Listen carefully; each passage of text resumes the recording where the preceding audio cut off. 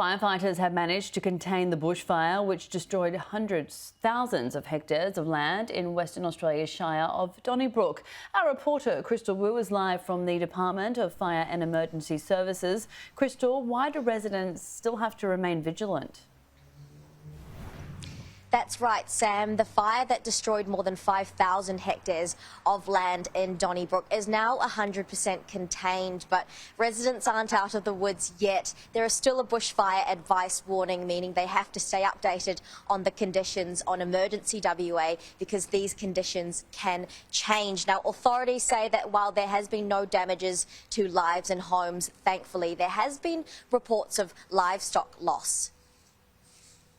We've done further investigation and those numbers have increased, so we're still at 1 cow and 150 sheep, which are unfortunately lost on the initial day, back on Tuesday.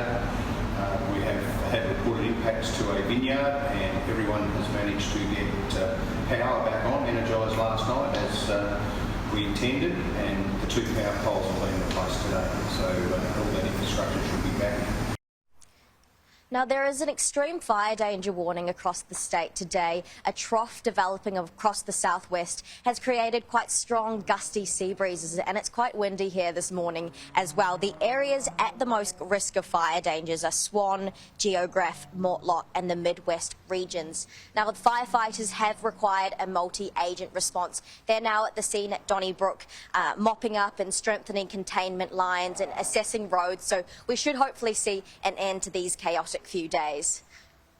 Yeah, so potentially we had 200 firefighters from Career Fire and Rescue Service, Volunteer Fire and Rescue Service, Bushfire Brigades, Parks and Wildlife, Forest Products Commission are all encompassing, all working together as a team, plus an incident management team of over 50 personnel that come from across the state to support these incidents.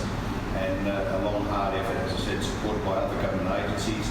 The local government here in Donnybrook have been supportive with all their facilities and equipment and people, and hopefully they're rested up to maintain firefighting resources across the weekend and onward.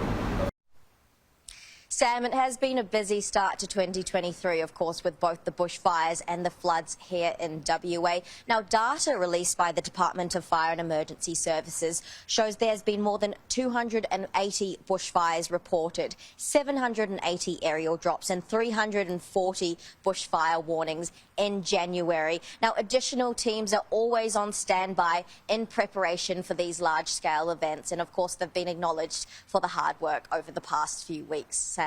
Yeah, we're only 14 days into the month. Appreciate the update. Thank you, Crystal.